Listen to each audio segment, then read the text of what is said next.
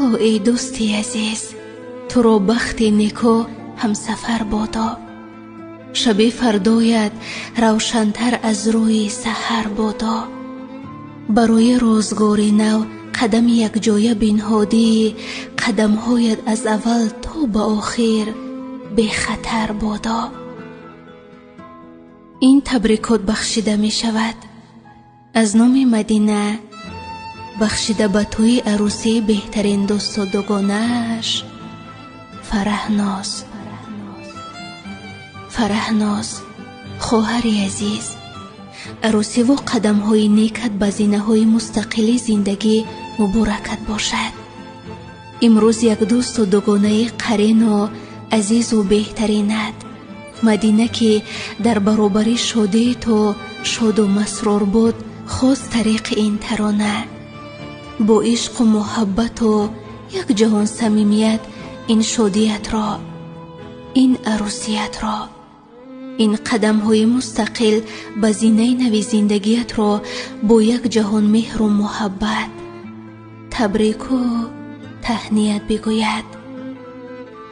راستیش او خیلی تعریف تو را کرد و برایت با تمام و از صدق خوشی و خوشبختی و خوشحالی و لبانی پر از خنده را طلب و تمنا کرد و یادآوری شد از نخست روزهای شناسایی با تو را، از خاطره های زیبایی با تو داشته را، از چگونه با هم حرف زدن ها و در سختی در کنار هم بودن ها و گاهی جنجال و گاهی آشتی شدن ها و از همه‌اش با شادی یاد کرد.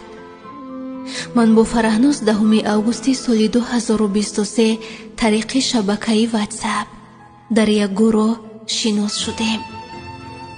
ما ایستا بعد صحبت های طولانی، بعد طریق ویدیویی صحبت کردن ها و از نزدیک شناختن ها یکدیگر رو مثل یک فرزندی پدر دوست داشتیم و با هم عادت کردیم.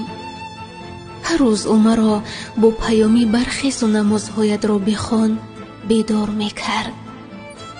قربان دل پاکش که این است یک دوستی از برای خدا. در مدتی کوتاه ما با یک دیگر آنقدر عادت کردیم که فکر میکنم طول 10 سال است که او را میشناسم. و اولین سنه از نزدیک و خوردن ما 22 نوامبر همان سال بود که من هیچگاه آن روز را فراموش نمیکنم. خلاصه فرهناز بهترین دختر است، با تربیه خیلی والا. مادرش، خواهرش، بیبیش بهترین انسان‌هایی هستند که من دیدم و میشناسم. اگرچه او در راه دور شوهر کرد و این دوریش برای هر دوی ما سخت بود، ولی همین که خوشبخت است برایم کافی است. من او را مثل یک فرزندی پدر دوست می‌دارم. گمان میکنم خداوند ما را برای هم آفرید تا بهترین دوستی هم باشیم. من خداوند را شکرگزاری میکنم از آن لحظه هایی که ما را با هم صمیمی و دوست گردان.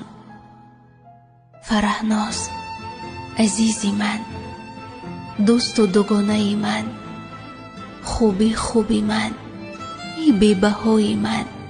یاداری که من چگونه از نزدیک شرم می داشتم تو رویت را نگاه کنم. من خاطره های زیبایی با تو داشته را هر روز به خاطر میارم و تو را یاد میکنم. تو بهترین کسی زندگی منی، ای عروسی قشنگم، دختر خوب و زیبای من، دوست و رفیق دوره های خوشی و هم سختی من. تو در سخت‌ترین لحظه های زندگیم کنار و دلبردارم بودی. سپاس برای همش عزیزم. من از دیدن این لباسی سفیدی عروسی به بر کرده‌ات، از دیدن این چهره زیبای عروسیت، از شادیت، از خرسندیت، از زندگی مستقلت، از این بخت قشنگت در برابر تو می‌بالم. خداوند همیشه چنین زیبا و پرنورت گرداند. بگذار بختت را مثال این لباست زیبا و سفید و نیک گرداند. خدا کند که همیشه در آن خانه خوشبخت و خوشروز باشی عزیزی من. تو بهترین دوستی منی، دوستی جانی و از این بیشتر، مثل یک فرزندی پدر. عزیزم، من تو رو خیلی دوست می دارم و از صدق بهرت تمام خوشی ها را طلب و تمنا می کنم. تو می ارزی به والاترین وصف و تمنیات ها و خوشی ها. فرهناز، ای عروسی زیبای من، ای دوست خوبی من، این عروسیت مبارکت باشد. ای دختری نازدان و قشنگ و زیبا. خدا کند که با دامادی نازنین تا آخرین نفس زندگی با همین یک بخت و یک تخت در کناری هم خوشبخت باشد و صاحب فرزندان نیک و صالحه گردیده به زینه‌های خوشبخت‌ترین زندگی برسید. تو برای من خیلی عزیزی. من همیشه برایت دعای خوشبختی خواهم کرد. خداوند بهترین کلین و مهربانترین همسر و عزیزترین مادر تو را گرداند.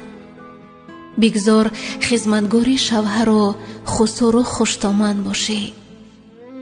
بگذار یک کلینی به پا و قدم و نیکی باشی. بگذار چادر بخت برایت پایانداز باشد و از میوه های شیرین زندگی بهره ببری. خدا کند که بختت نیک باشد عزیزی من. عروسیت مبارکت باشد. فرهناز، ای دوست خوبم، من با کلام حرف ها و محبت های دلم را پورا نتوانستم بیان کنم، زیرا آنها بهرت خیلی زیادند، ولی همیشه و در هر نفسم برای خوشبختیت دعاگو هستم. پس عروسیت مبارکت باشد. دخترک خوش قلب و مهربانم، دوستی خوب و نایابم.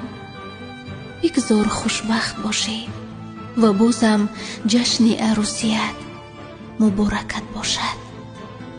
با کمال احترام، دوست و دوگانه‌ات، مدینه.